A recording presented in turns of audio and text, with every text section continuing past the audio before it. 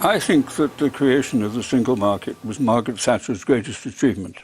Here's Michael Heseltine about to be asked how close he would like Britain to be with the EU in light of the turbulent times we're all facing because of Trump's tariffs. And it was a culmination of the determination that war should be eliminated from the landmass of Europe.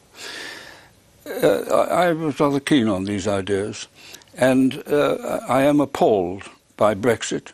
I don't believe for an instant that we should accept the verdict of a pack of lies which was paraded by various people in order to persuade people that we had to sever our relationship with Europe. But that was a vote in 2016. We did leave in 2019.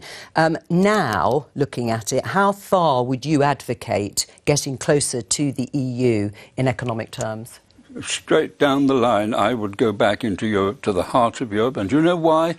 Because I believe it is in the best interests of a generation of young British people. Question of, we voted in 2016, the deal is done.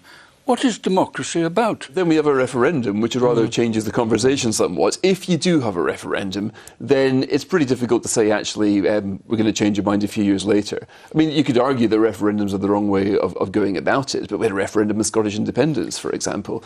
I mean, these are pretty big, these are things that you don't really want to repeat, but it's difficult to ignore. Right. Why can't you have another referendum? Well, may I say... Put it to the British people. I'd love to know what the appetite is for a second referendum. Look, you've got all the polls indicating clearly now that people know that they were hoodwinked, they were deceived. I haven't seen the polls backing a second referendum. The majority is now in favour well, there are of certainly joining with Europe. certainly polls saying a closer relationship, what that may entail. Click here for Heseltine quizzed on Brexit by grotesque couple Richard Tice and Isabel Oakeshott.